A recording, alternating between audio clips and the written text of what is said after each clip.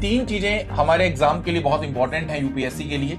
सबसे पहले exam pattern, दूसरे नंबर पर आपका सिलेबस और तीसरे नंबर पर आप लोगों का यहां पर पीवाईक्यूज। ये आप लोगों के लिए बहुत इंपॉर्टेंट है। मैं आपसे बार बार कहता हूं कि प्री और मेंस की तैयारी अलग अलग नहीं होती है। प्री और मेंस अपने आप में आप सबको बताना चाहूंगा एक ही लेवल पर आपको तैयारी करनी है। आयोग साफ साफ बोलता है कि आपसे हम बिल्कुल भी ये एक्सपेक्ट नहीं कर रहे कि आपको कोई स्पेशलाइज्ड नॉलेज रखनी है। आप बेसिक अंडरस्टैंडिंग के साथ, जनरल अवेयरनेस के साथ इन सब्जेक्ट्स को आप करने की कोशिश करें। ऑप्शनल पेपर के लेवल की बात करते हैं तो आयोग साफ साफ बोलता है कि जो आपका ऑप्शनल पेपर है इसका लेवल हम क्या रखेंगे। इसका लेवल होगा हमारे जो ग्रेजुएशन है उससे ऊपर का लेवल होगा और हमारे जो पोस्ट ग्रेजुएशन है उससे नीचे का लेवल होगा। तो कंपैरिजन फॉलो करो। Never follow any book for social justice and society. कोई किताब फॉलो करने की आवश्यकता नहीं है। Hello everyone, welcome to Careerwill IAS. मैं डॉक्टर दिव्यांशु आप सभी का इस बहुत ही इंपॉर्टेंट सेशन में बहुत बहुत स्वागत करता हूं।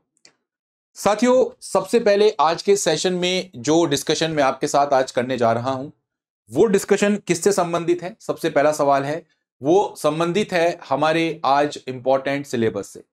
साथियों, जैसे कि आपको पता है हमारे यूपीएससी के एग्जामिनेशन में सबसे इंपॉर्टेंट कड़ी होती है हमारा सिलेबस। सिलेबस एक रामबाण आप मान के चल सकते हैं कि बिना सिलेबस के आप अपने यूपीएससी की तैयारी को करें, ऐसा पॉसिबल ही नहीं। तो सबसे पहले आज के सेशन में आपके साथ में इन डेप्थ सिलेबस एनालिसिस यहां पर आपको कवर करवाऊंगा। और जैसे कि आपको पता है कि तीन चीजें हमारे एग्जाम के लिए बहुत इंपॉर्टेंट है यूपीएससी के लिए। सबसे पहले एग्जाम पैटर्न, दूसरे नंबर पर आपका सिलेबस और तीसरे नंबर पर आप लोगों का यहां पर पीवाईक्यूज। ये आप लोगों के लिए बहुत इंपॉर्टेंट है। और एक और चीज इसमें आती है रिसोर्सेस। कौन कौन से रिसोर्सेस हमें फॉलो करने हैं। तो साथियों, एग्जाम पैटर्न की वीडियो आपको ऑलरेडी हमारे चैनल पर मिल जाएगी। मैंने अभी अपडेट करी है, आप उसको चेक कर सकते हैं। इसके साथ साथ अगर हम सिलेबस की बात करें तो आज हम इसका डिस्कशन बहुत डेप्थ में करेंगे और रिसोर्सेज कौन कौन से फॉलो करने हैं, बुक लिस्ट कौन कौन सी फॉलो करनी है, जो मैं आज आपको पढ़ाने जा रहा हूं उसके लिए कौन कौन सी बुक लिस्ट होंगी, इसके लिए आप हमारी जो नेक्स्ट वीडियो होगी उसको आप इजीली एक्सेस कर सकते हैं।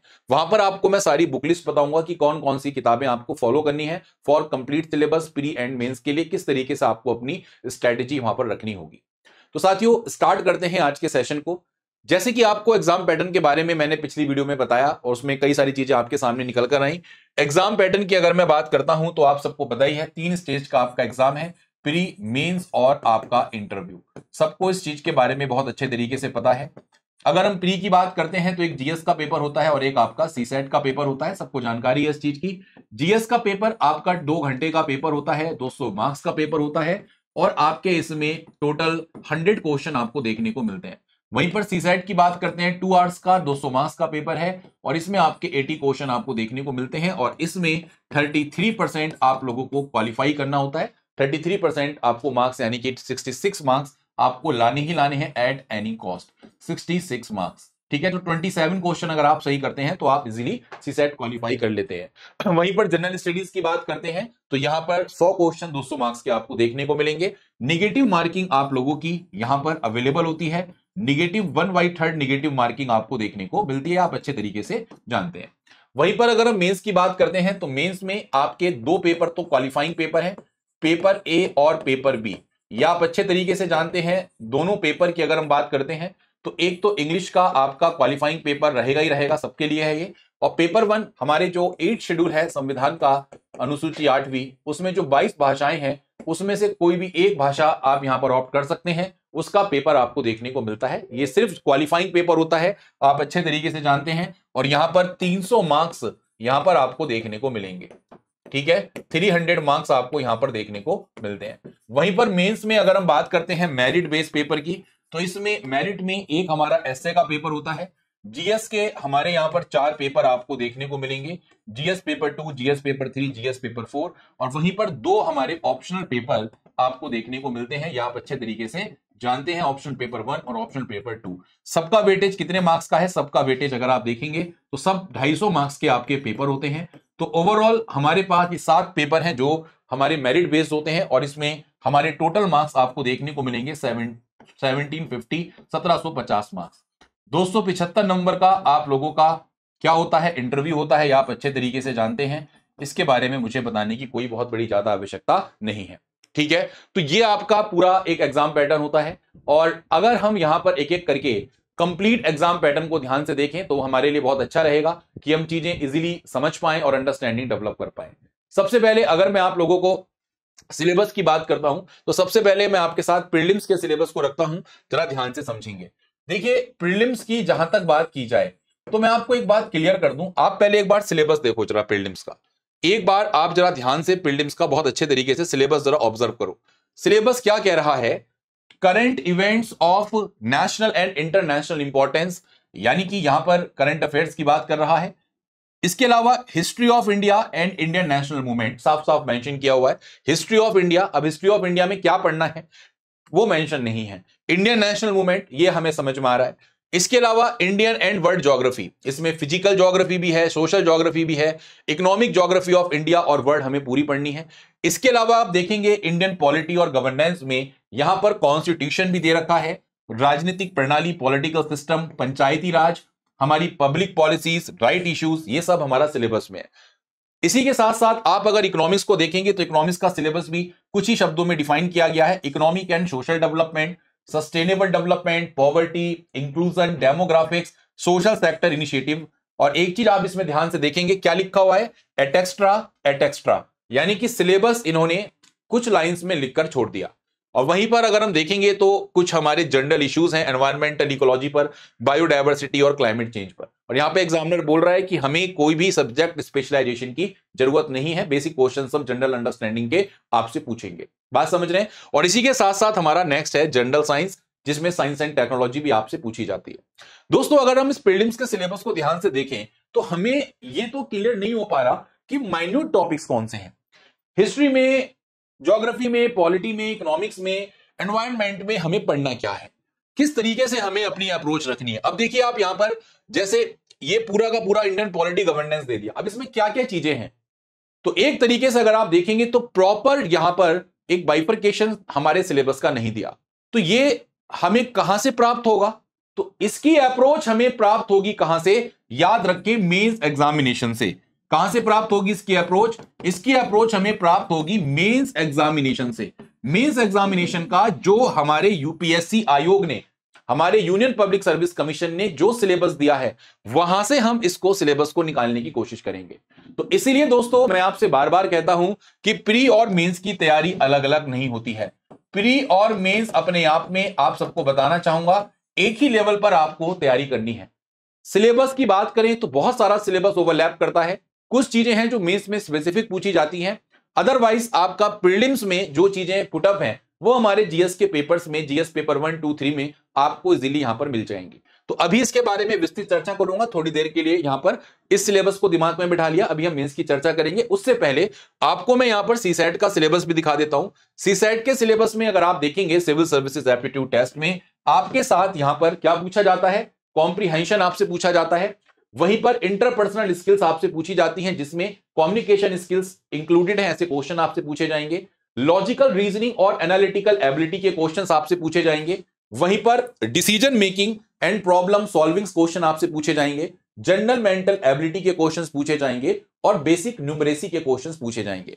मैं आपको यकीनन एक बात बोल सकता हूं, अगर मैं इसमें रीजनिंग और मैथ्स, एक नॉर्मल बात मैं आपसे बोल रहा हूं, मैं सिर्फ इसको ही अच्छे तरीके से कर लूं, मान लो, तो दोस्तों मैं अपनी कट ऑफ बहुत इजीली क्वालिफाई कर लूंगा। 27 क्वेश्चन मुझे सही करने हैं, इजीली मैं क्वालिफाई कर सकता हूं। और इसके लिए हमारे कैरियरविल आईएएस पर हमारा सीसैट का बहुत ही शानदार बैच है, जिसमें भारत के सबसे प्रेस्टिजियस टीचर्स आपको पढ़ाई रहे हैं, जैसे कि राकेश यादव सर हो गए, पीयूष सर हो गए और आपके सत्येंद्र सर हो गए। सब इंग्लिश वगैरह और आपका रीजनिंग मैथ्स बहुत बड़े लेवल पर आपको बहुत बेसिक लेवल से पढ़ाई जा रही है। तो सीसैट क्वालिफाई इजीली हो जाएगा। आप हमारे प्लेटफॉर्म से जुड़े रहें, कोई दिक्कत आपको इसमें नहीं आएगी। ठीक है, अब आते हैं मेंस पे। थोड़ा सा अभी भी बचा हुआ है, प्रीलिम्स और जीएस के पेपर्स में भी आपको बताऊंगा। उससे पहले मैं आपको यह बता दूं कि जो ये 2 पेपर होते हैं आप लोगों के, कौन से 2 पेपर जो मैंने आपसे डिस्कस किया था, that is paper number A और पेपर नंबर बी। इसमें क्या आपसे पूछा जाता है, इसको पहले समझ लें। दूसरी बात, जीएस के पेपर्स जो होते हैं उसका लेवल क्या होता है, मैं क्या क्या बोल रहा हूं उसको जरा ध्यान से नोट कर लें कॉपी पे। मेंस में 3 चीजें मैं आपको बता रहा हूं। सबसे पहले कि हमारा जो क्वालिफाइंग पेपर है, पेपर ए और पेपर बी, इसमें आपसे क्या पूछा जाता है। दूसरा, जो जीएस के पेपर है 1, 2, 3 और इनका क्या लेवल क्या है और हमारे ऑप्शनल पेपर का क्या लेवल आपको देखने को मिलेगा। मेरे साथियों, मैं आपको यहां पर क्लियर कर दूं बहुत अच्छे तरीके से। जीएस पेपर 1, 2, 3 यहां पर एग्जामिनर यूपीएससी आयोग साफ साफ इस चीज को बोलता है कि भैया ऐसा है, हमें कोई भी आपसे स्पेशलाइज नॉलेज नहीं चाहिए। हम ये नहीं चाह रहे कि आप इसमें प्रॉपर स्पेशलाइजेशन रखें, कि आप इसकी स्पेशलाइज स्टडी करें। हम ये चाहते हैं कि आपकी कैंडिडेट की जो जनरल अवेयरनेस है वैरायटी ऑफ सब्जेक्ट्स को लेकर, ठीक है, जो उनके सिविल सर्विसेज के कैरियर में उनको इंपॉर्टेंट रोल में देखने को मिलती है, हम वहां से आपसे क्वेश्चन पूछेंगे। बात समझ में नहीं समझ में आई? तो आपको सब पता होना चाहिए, पॉलिटिकल इश्यूज क्या है, इकोनॉमिकल इश्यूज क्या है, सोशल इश्यूज क्या है, ज्योग्राफिकल किस तरीके के करंट अपडेशंस हैं, तो इसकी समझ हमें होनी चाहिए। इसको लेकर हमारे सब्जेक्ट्स यहां पर लाए गए हैं। तो यहां पर आयोग साफ साफ बोलता है कि आपसे हम बिल्कुल भी ये एक्सपेक्ट नहीं कर रहे कि आपको कोई स्पेशलाइज नॉलेज रखनी है। आप बेसिक अंडरस्टैंडिंग के साथ, जनरल अवेयरनेस के साथ इन सब्जेक्ट्स को आप करने की कोशिश करें।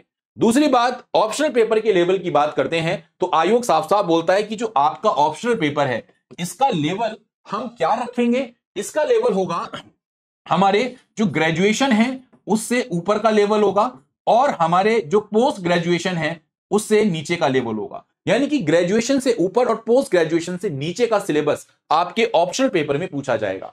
और खासकर आयोग यहां पर इस चीज को भी मेंशन करता है कि ऑप्शनल पेपर में जैसे इंजीनियरिंग हो गई हमारी, जैसे मान लीजिए लॉ के सब्जेक्ट्स हो गए या हमारा मेडिकल साइंस हो गया, तो इसमें हम आपसे सिर्फ ग्रेजुएशन लेवल के क्वेश्चंस पूछेंगे, हम आपसे वहां पर पोस्ट ग्रेजुएशन लेवल के क्वेश्चंस नहीं पूछेंगे। राइट? तो दोस्तों ये आपका एक अंडरस्टैंडिंग है। वहीं पर पेपर ए और पेपर बी की अगर मैं आपसे बात करूं तो यहां पर एग्जामिनर कहता है कि हम आपसे, आयोग कह रहा है कि सिर्फ और सिर्फ यहां पर आप लोगों से मैट्रिकुलेशन लेवल के हम एक्सपेक्ट कर रहे हैं कि आपको मैट्रिकुलेशन और इक्विवेलेंट स्टैंडर्ड्स आपका आना चाहिए। आपको ऐसा नहीं कह रहे कि आपको हिंदी का ज्ञाता बनाना है, आप हिंदी ऑप्ट कर रहे हो तो हिंदी का ज्ञाता नहीं। हम चाह रहे हैं कि आपको सिर्फ और सिर्फ मैट्रिकुलेशन इक्विवेलेंट स्टैंडर्ड्स आना चाहिए, आपको लैंग्वेज का ज्ञान होना चाहिए। बात समझ में आई? और इसके लिए यहां पर क्या किया गया है कि जो भी एक पेपर इंडियन लैंग्वेज का है और एक पेपर इंग्लिश का है, इसमें 25% मार्क्स आपको बस लेकर आने हैं। आपको ये आयोग को साबित करना है कि हाँ भैया हमें इंग्लिश का भी ज्ञान है और हमें एक लैंग्वेज का भी अपने ऑफिशियल ज्ञान है। तो मिनिमम क्वालिफाइंग आपको यहां पर गेन करना है। बहुत ही आसान पेपर यहां पर आपके देखने को मिलते हैं। अगर मैं आपको बताऊं कि इस पेपर्स में क्या क्या आता है, तो अगर आप ध्यान से देखें तो बहुत ही आसान पेपर होता है। एक बार मैं आपको बता देता हूं कि पेपर क्वालिफाइंग पेपर में क्या आता है। देखिए ये आता है, कॉम्प्रिहेंशन पूछ लिया आपसे लैंग्वेज का, इसके अलावा प्रीसिज राइटिंग पूछ ली, यूजेस एंड वोकैबुलरी पूछ ली उसकी, और शॉर्ट एस्से पूछ लिए। ये आपका इंडियन लैंग्वेज के और इंग्लिश के सब्जेक्ट की बात है। और वहीं पर एक और चीज यहां पर आपसे, जो भारतीय भाषाएं हैं उसमें एक चीज और पूछ लेता है इसमें कि जैसे जो भी इंग्लिश है, इंग्लिश से जिस इंडियन लैंग्वेज को आपने ऑप्ट किया है उसका ट्रांसलेशन और उस इंडियन लैंग्वेज से इंग्लिश में ट्रांसलेशन। अमूमन ज्यादातर बच्चे ऑप्ट करते हैं हिंदी। ज्यादातर बच्चे क्या ऑप्ट करते हैं? ज्यादातर बच्चे ऑप्ट करते हैं हिंदी। तो हिंदी से इंग्लिश का ट्रांसलेशन, इंग्लिश से हिंदी का ट्रांसलेशन आपको अमूमन देखने को मिलता है। और you have to just qualify, आपको सिर्फ 25% मार्क्स यहां पर लेकर आने। कहानी समाप्त। ठीक है, ऐसे आपको पता ही है, निबंध आपसे पूछे जाते हैं। ऐसे का पेपर 250 नंबर का होता है। ठीक है, ऐसे की जहां तक बात हम करें तो ऐसे बहुत बड़े स्तर के नहीं आते कि आपको ऐसे समझ में ही ना आए, कि आपको दिक्कत आपको देखने को मिले। ठीक है, ऐसे का लेवल बहुत आसान होता है। मल्टीपल टॉपिक्स पर आपको ऐसे लिखने होते हैं। ठीक है, और आपको यहां पर ये एक्सपेक्ट किया जाता है आयोग के द्वारा कि आपको जो निबंध ऐसे दिया गया है आप उस पर ही क्लोजली अटेंटिव रहें, उस पर ही अडिग रहें। आपको बहुत अच्छे तरीके से अपने विचार जो हैं, आपके आइडियाज हैं, उसको आपको ऑर्डरली फैशन में सुनियोजित रूप से व्यक्त करना है। ठीक है, और आपको यहां पर आपकी इफेक्टिव और एग्जैक्ट जो एक्सप्रेशंस हैं आपके, उसके लिए आपको ऐसे में मार्क्स दिए जाएंगे। तो ये दोस्तों मेरा पेपर, क्वालिफाइंग पेपर ऐसे की बात हो गई। ऑप्शनल पेपर का क्या लेवल है, जीएस पेपर का क्या एक्सपेक्ट किया जा रहा है, वो मैंने आपको बता दिया। Now come to main point. Now we will come to main point. अब हम जीएस पेपर की बात करेंगे और कैसे प्रीलिम्स और मेंस का क्या सिलेबस है उसको जरा देखने की कोशिश करते हैं। सबसे पहले मेरे सामने आता है दोस्तों जीएस पेपर 1। क्या आता है सबसे मेरे पास? पेपर 2 जिसे आमतौर पर आप बोलते हैं, और इसको बोलते हैं जीएस का पेपर 1। सबसे पहले आपको यह जानकारी होनी चाहिए कि इस पेपर में क्या क्या सब्जेक्ट्स होते हैं। दोस्तों अगर हम इन पेपर्स के सब्जेक्ट्स की बात करें तो इसमें सबसे पहले आपको देखने को मिलेगी इंडियन सोसाइटी, जिसको आप बोलते हैं भारतीय समाज। दूसरा इंपॉर्टेंट वर्जन आपको देखने को मिलेगा हिस्ट्री ऑफ वर्ल्ड, यानी कि विश्व का इतिहास। तीसरा वर्जन आपको इसमें देखने को मिलेगा दैट इज ज्योग्राफी, आपका भूगोल। इसके साथ साथ अगर हम देखेंगे तो इसमें एक वर्जन आपको देखने को मिलेगा Indian heritage, Indian heritage and culture, भारतीय विरासत और संस्कृति। और इसके साथ साथ आपकी मॉडर्न हिस्ट्री, यानी कि आधुनिक भारत। ठीक है, आधुनिक इतिहास, मॉडर्न हिस्ट्री आपसे पूछी जाती है। और यहां पर post consolidation, post independence consolidation, post independence consolidation. ठीक है, यानी कि आजादी के बाद किस तरीके से हमारे देश में एकीकरण हुआ, यह आपका सिलेबस बनता है। इसमें जो मैक्सिमम क्वेश्चंस आपके पूछे जाते हैं वो मैं आपको क्लियर कर दूं, वो आपके पूछे जाते हैं कहां से, तो याद रखें आपके इंडियन सोसाइटी से भी क्वेश्चन आते हैं, ज्योग्राफी और Indian heritage, culture and modern history, ये तीन हमारे लिए बहुत इंपॉर्टेंट है। और इसमें आपको बता दूं प्रीलिम्स के लिए क्या इंपॉर्टेंट है, जो प्रीलिम्स में पढ़ना ही पढ़ना है। तो प्रीलिम्स में आप लोगों का ज्योग्राफी भी आएगी, याद रखें, प्री प्लस मेंस। इसी तरीके से आपका art and culture, modern history, ये भी आप लोगों का प्री प्लस मेंस आपको देखने को मिलेगा। ठीक है, तो प्री के लिए हमारे पास 2 सब्जेक्ट्स हैं, और जो हमने भी पहले देखा ज्योग्राफी, हिस्ट्री, तो क्या क्या सिलेबस वहां पे पूछते हैं, आइए उसकी चर्चा यहां पर हम करते हैं। तो सबसे पहले इसमें एक एक करके सब्जेक्ट पिक करते हैं, क्या क्या पूछा जाता है, सिलेबस क्या है जीएस पेपर 1 का, आइए एक बार देखने की कोशिश करते हैं। सबसे पहले मेरे सामने है Indian heritage and culture and modern history. दोस्तों यहां पर आयोग आपसे क्या कह रहा है, जरा ध्यान से सुने। यहां पर यह कह रहा है कि इंडियन कल्चर, भारतीय संस्कृति के बारे में बात कर रहा है, will cover the silent aspects of art forms, literature and architecture from ancient to modern times. यहां पर आयोग साफ साफ बोल रहा है कि भैया हम आपसे यह जानना चाहते हैं कि जो हमारी भारतीय संस्कृति है उसमें एंशिएंट टाइम से लेकर मॉडर्न टाइम्स तक जो हमारे आर्ट के जो आर्ट फॉर्म्स हैं, लिटरेचर हैं और जो आर्किटेक्चर हैं, उसके साइलेंट एस्पेक्ट्स क्या हैं, प्रमुख जो उसके पहलू हैं वो क्या हैं। तो यहां पर अगर मैं आपसे बताने की कोशिश करूं तो एग्जामिनर क्या कह रहा है, एग्जामिनर ये कहना चाह रहा है, जैसे मान लो हम लिटरेचर की बात करते हैं तो एंशिएंट टू मॉडर्न टाइम्स की बात करते हैं, तो बुद्धिज्म का क्या लिटरेचर रहा, जैनिज्म का क्या लिटरेचर रहा, है ना, चोलास का क्या रहा, पल्लवास का क्या रहा। आर्किटेक्चर्स में आपसे जैसे मान लीजिए पूछ लिया कि एंशिएंट टू मॉडर्न टेंपल्स की स्थिति क्या है, रॉक कट क्या है, स्कल्पचर्स क्या है, वो आपसे पूछ सकते हैं, है ना, ये चीज पूछी जाती है।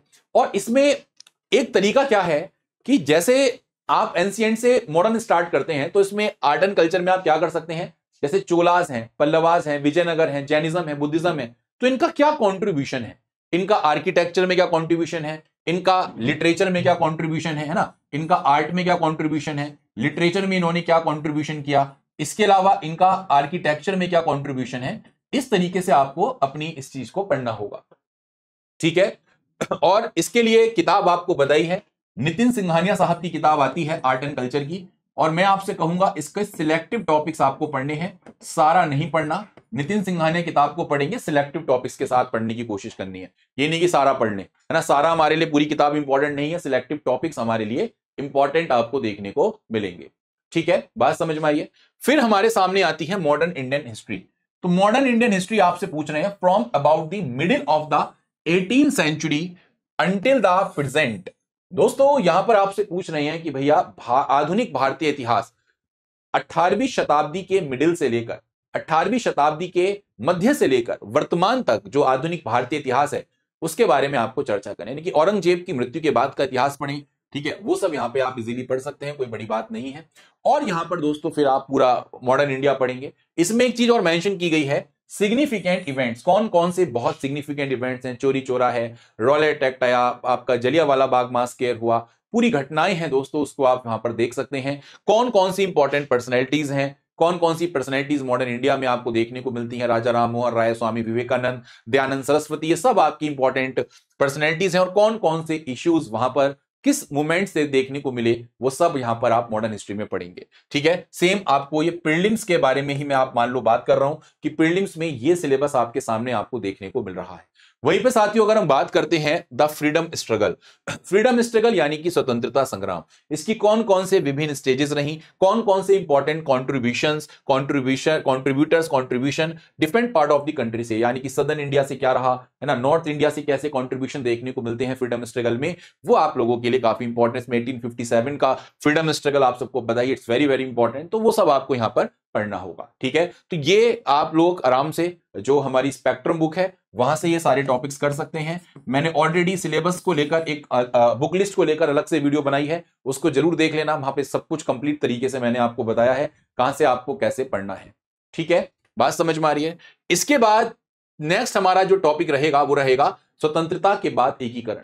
दोस्तों इसमें आप क्या कर सकते हैं, इसमें जो हमारी स्पेक्ट्रम किताब है उसका लास्ट का जो पोर्शन है, तो पोस्ट इंडिपेंडेंस कैसे कंसोलिडेशन हुआ, राज्य पुनर्गठन कैसे हुए, स्टेट रीऑर्गेनाइज कैसे हुए, तो वो आप लक्ष्मीकांत से भी पढ़ सकते हैं, स्पेक्ट्रम से भी पढ़ सकते हैं, बट ये बहुत ज्यादा इंपॉर्टेंट टॉपिक नहीं है, तो आई विल नॉट वेटेज कि मैं इसको बहुत ज्यादा प्रेफरेंस दूं, तो इतना ज्यादा इंपॉर्टेंट टॉपिक नहीं है। ठीक है, तो एक आध क्वेश्चन पिछले सालों में अगर बने हैं, बट इसको इतना पढ़ने की आवश्यकता नहीं है, चाहो पढ़ लेना, एक बार देख लेना, कोई ऐसा नहीं कि इसके लिए अलग से किताब परचेज करनी पड़े, पोस्ट इंडिपेंडेंस के लिए नहीं पढ़नी। ठीक है, एक छोटा सा टॉपिक है, आराम से कवर हो जाएगा।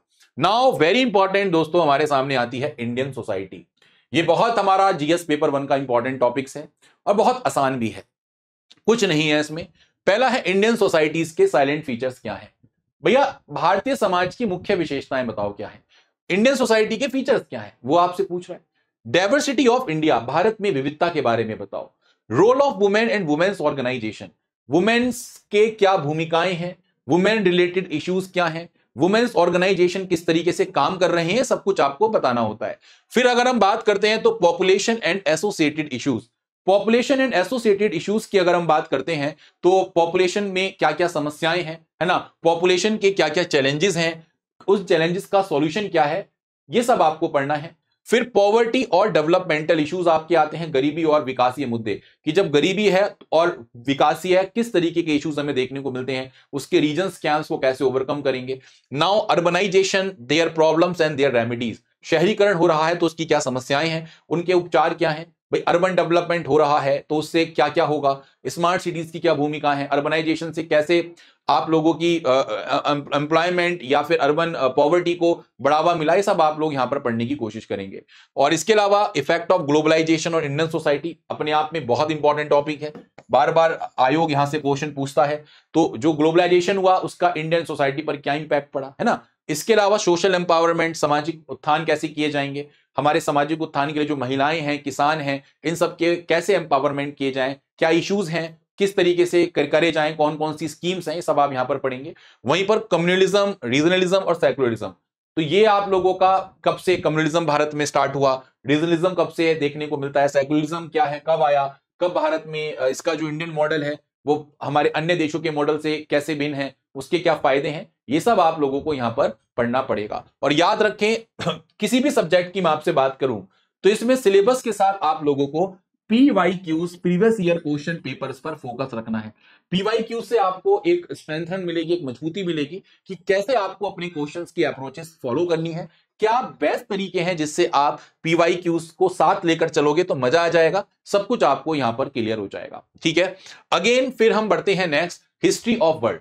इतनी ज्यादा इंपॉर्टेंट नहीं है मेंस के लिए, इसमें कुछ टॉपिक्स आपके इंपॉर्टेंट हैं, जैसे इंडस्ट्रियल रिवॉल्यूशन बहुत इंपॉर्टेंट है, इसमें 18th सेंचुरी से इवेंट्स की बात करता है, तो औद्योगिक जो क्रांतियां रही वो कैसे आई उसके बारे में पढ़ सकते हैं। वर्ल्ड वॉर इंपॉर्टेंट है, वर्ल्ड वॉर 1, 2 कैसे हुआ, इसके क्या इंपैक्ट थे, कौन कौन से अलायंस थे, इसके क्या रीजन्स थे, इसके बाद यूनाइटेड नेशन वर्ल्ड वॉर 2 के बाद कैसे बना, इंडिया की क्या रोल इसमें वर्ल्ड वॉर में देखने को मिला, ये आपके लिए इंपॉर्टेंट है। इसके अलावा हमारा इसमें नेक्स्ट इंपॉर्टेंट टॉपिक है colonization and decolonization, very important. जो कोलोनाइजेशन का मतलब क्या होता है, इसका मतलब होता है उपनिवेशीकरण या उपनिवेशवाद का उन्मूलन कैसे हुआ, तो उपनिवेशीकरण आप सब अच्छे तरीके से इसको पढ़ेंगे। तो इसके लिए कोई बहुत ही अलग से किताब परचेज करने की जरूरत नहीं कि एनसीईआरटी से पढ़ रहे हैं, इसके लिए आपके जो टीचर्स हैं वो आपको बेसिक कोई ना कोई कोचिंग में आप जाएंगे तो कंपाइलेशंस मिल जाती हैं इसकी इजीली, और थोड़ा सा प्रीवियस ईयर क्वेश्चन पेपर्स देख लो, आपका काम हो जाएगा। वर्ल्ड हिस्ट्री में ज्यादा दिमाग मारने की आवश्यकता नहीं है, again it is not important. ठीक, नाउ हम बात करेंगे नेक्स्ट ज्योग्राफी की। This is one of the crucial topic, जैसे history, art and culture important है, मॉडर्न हिस्ट्री, सेम वे में ज्योग्राफी भी बहुत इंपॉर्टेंट है। इसमें सबसे पहले आपसे वर्ल्ड फिजिकल ज्योग्राफी के साइलेंट फीचर्स आपसे पूछे जा रहे हैं कि विश्व का जो प्राकृतिक भूगोल है उसकी विशेषताएं क्या हैं। ठीक है, ये आपको यहां पर बताना है। इसके अलावा अगर हम बात करेंगे तो नेक्स्ट टॉपिक है कि जो हमारे की नेचुरल रिसोर्सेज हैं, प्राकृतिक संसाधन है, उनका डिस्ट्रीब्यूशन वर्ल्ड में कैसे हुआ, अक्रॉस दी वर्ल्ड कैसे आपको देखने को मिलता है, जिसमें साउथ एशिया भी है और इंडियन सब कॉन्टिनेंट, इंडिया और वर्ल्ड दोनों का बताना है। भाई हमारे यहां पर नेचुरल रिसोर्स बहुत सारे हैं, पानी है, ग्लेशियर्स हैं, नेचुरल गैस हैं, आजकल लिथियम है, सेमीकंडक्टर हैं, क्रिटिकल मिनरल्स हैं, इसमें क्या स्थिति हमारी भारत की देखने को मिल रही है, कहां कहां पे वर्ल्ड में डिस्ट्रीब्यूशन किस तरीके से है, ये आपका सिलेबस आपके ज्योग्राफी में आपको देखने को मिलेगा जीएस पेपर 1 में। फिर हमारा आता है factors responsible for the location of primary, secondary and tertiary sector industries. दोस्तों याद रखिए, आपने इकोनॉमिक्स में 3 तरीके के सेक्टर्स पढ़े होंगे, प्राइमरी, टर्शियरी एंड आपका सेकेंडरी सेक्टर। प्राथमिक क्षेत्र एग्रीकल्चर रिलेटेड एक्टिविटीज से संबंध रखता है, सेकेंडरी आप सबको पता है। तो यहां पे सवाल यह है कि इंडिया में और वर्ल्ड में कौन कौन से वो फैक्टर्स हैं जो यहां पर रेस्पॉन्सिबल हैं कि ये जो सेक्टर्स हैं ये इन्हीं लोकेशंस पर क्यों आपके बढ़े, क्यों इनका डेवलपमेंट हुआ, अलग अलग पार्ट्स में यहां पर क्यों है। तो आप सबको पता है मेजर फैक्टर्स क्या होते हैं, लैंड है, लेबर है, कैपिटल है, वहां की ऑर्गेनाइजेशंस हैं, किस तरीके से काम करती हैं। अगेन दोस्तों याद रखें, इसमें जब हम सारे सेक्टर्स की बात कर रहे हैं तो उसमें फूड प्रोसेसिंग सेक्टर भी आता है, और ये फूड प्रोसेसिंग जो सेक्टर है ये आप इंटरलिंक कर सकते हैं किसके साथ, जीएस 3 में। जीएस 3 में जब मैं एग्रीकल्चर आपको बताऊंगा तो वहां पे फूड प्रोसेसिंग इंडस्ट्री का टॉपिक है, तो उसके साथ भी इंटरलिंक करके इसको पढ़ सकते हैं। ठीक है, फिर हमारे सामने आते हैं important geophysical phenomenon such as earthquake, tsunami, volcanic activity, cyclone. Very very important दोस्तों, कई बार यहां से क्वेश्चंस पूछे जा रहे हैं, बहुत इंपॉर्टेंट है। और याद रखें ये टॉपिक जो है आप लोगों का, ये आप डिजास्टर मैनेजमेंट, जो आपदा आती है हमारे देश में, उससे रिलेट करके पढ़ सकते हैं। अगेन जीएस 3 से ये टॉपिक आपका इंटर रिलेट करेगा। ठीक है, याद रखें, लिख लो यहां पर सब बच्चे कि जीएस 3 से टॉपिक इंटर रिलेट करेगा, अभी मैं आपको बताऊंगा तब समझ में आएगा। तो अर्थक्वेक, भूकंप है, कौन से आए, सुनामी कैसे आती है, वोल्केनिक एक्टिविटीज क्या है, इनकी पूरी टर्मिनोलॉजीज पता होनी चाहिए, इनकी पूरी प्रोसेस पता होनी चाहिए, तो आपको इंपैक्ट करेगा। इसके अलावा अगर हम बात करते हैं तो geographical features and their location, उनकी लोकेशंस क्या है, ज्योग्राफिकल फीचर्स क्या है। अब इसमें यह आपको आया कि जैसे change in critical geographical features, water bodies और आइस कैप्स में चेंजेस हो रहे हैं। ठीक है, इसके अलावा फ्लोरा और fauna and the effects of such change. भाई जैसे मैं आपसे कहूं क्लाइमेट चेंज हो रहा है, ग्रीन हाउस इंपैक्ट हो रहा है, उससे हमारे हिमालयंस जो माउंटेन्स से क्या फर्क पड़ा, ग्लेशियर्स पर क्या प्रभाव पड़ रहा है। तो ये सब ज्योग्राफिकल फीचर्स, उनकी लोकेशंस आपको यहां पर ज्योग्राफी में अच्छे तरीके से पढ़नी होंगी। ठीक है, इसके लिए आप अगेन एनसीईआरटी फॉलो करेंगे, वेरी वेरी इंपॉर्टेंट, एनसीईआरटी को फॉलो करें। तो दोस्तों मैंने आपको जीएस पेपर 1 की अगर हम बात करते हैं तो जीएस पेपर 1 में मुख्यतः जो सब्जेक्ट्स है समझ में आ गया, इंडियन सोसाइटी का syllabus, history of world, geography, Indian heritage, culture, modern history, post independence consolidation. तो याद रखिए दोनों टॉपिक हमारे प्रीलिम्स के लिए मोस्ट इंपॉर्टेंट है। जो सिलेबस मेंस में दे रखा है उसी के अकॉर्डिंग हमें अपनी चीजों को कवर करना है फॉर प्रीलिम्स ऑल्सो, राइट, पक्का। चलिए now we will move to some another topic, और अनदर हमारा सब्जेक्ट रहेगा जीएस पेपर 2। ठीक है, पेपर नंबर 3, और इसको हम क्या बोलते हैं अमूमन, GS paper number 2। GS paper 2 की अगर मैं आपसे बात करूं तो इसमें मेजर सब्जेक्ट्स कौन कौन से हैं। तो सबसे पहले इसमें आपको ध्यान रखना है पॉलिटी एंड कॉन्स्टिट्यूशन। ठीक है, ये हमारा मेजर सब्जेक्ट है। उसके बाद हम बात करते हैं, दूसरा आता है हमारा गवर्नेंस, तीसरा आता है हमारा सोशल जस्टिस, फिर आपको देखने को मिलेगा इंटरनेशनल रिलेशन।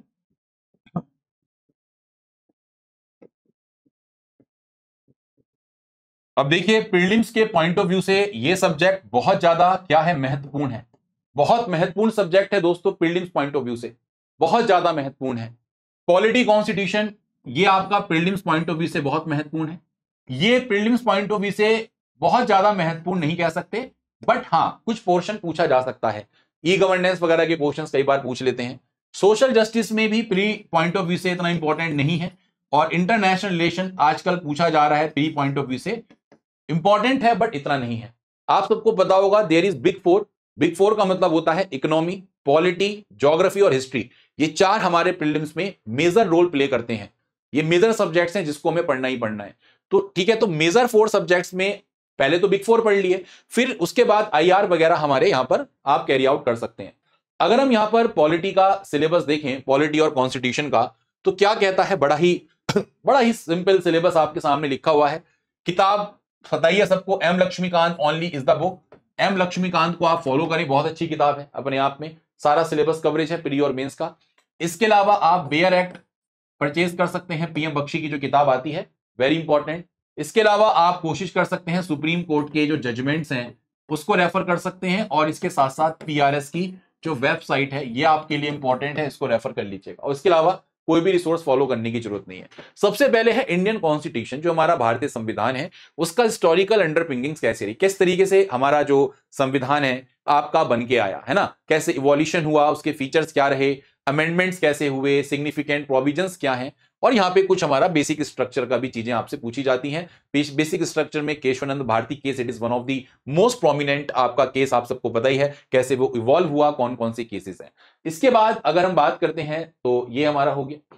फिर हम बात करते हैं functions and responsibilities of union and the state. हमारा जो केंद्र सरकार है, राज्य सरकार है, इनकी क्या फंक्शंस हैं, इनके क्या कार्य हैं, इनकी क्या जिम्मेदारियां हैं, ये आपसे यहां पर पूछी जाती हैं। इसके अलावा यहां पर issues and challenges pertaining to the federal structure. देखिए हमारे यहाँ पर जो फेडरल स्ट्रक्चर है, फेडरलिज्म का मतलब पावर डिवीजन, तो हमारे यहाँ पर जो पावर का डिवीजन किया गया है ना, फेडरल स्ट्रक्चर में क्या क्या समस्याएं हैं और उसका निदान क्या है, क्या क्या चुनौतियां हैं, समस्याएं क्या हैं और उसका निदान क्या है, वो आप यहां पर पढ़ेंगे।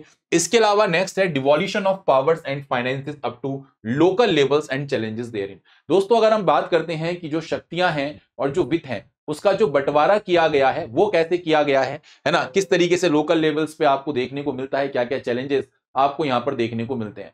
देखिए स्थानीय स्तर पर, लोकल लेवल्स पर जो पावर्स हैं, जो फाइनेंस है, उसका स्थानांतरण किया गया, और जब किया गया तो उसमें कुछ इश्यूज भी आए। तो ये बेसिकली जो है ये 73rd कॉन्स्टिट्यूशनल अमेंडमेंट एक्ट और 74 कॉन्स्टिट्यूशनल अमेंडमेंट पंचायती राज और अर्बन लोकल बॉडीज के इर्द गिर्द आपको ढूंढ मिलेगा। नेक्स्ट है हमारा कि जो शक्तियां हैं उनका सेपरेशन वेरियस ऑर्गन्स के बीच में कैसे किया गया, जुडिशरी, एग्जीक्यूटिव और आपकी लेजिस्लेचर, और डिस्प्यूट रिड्रेसल मैकेनिज्म किस तरीके से काम करती है, विवाद निवारण तंत्र, ठीक है, कैसे काम करते हैं, और इंस्टीट्यूशंस कौन कौन से हैं।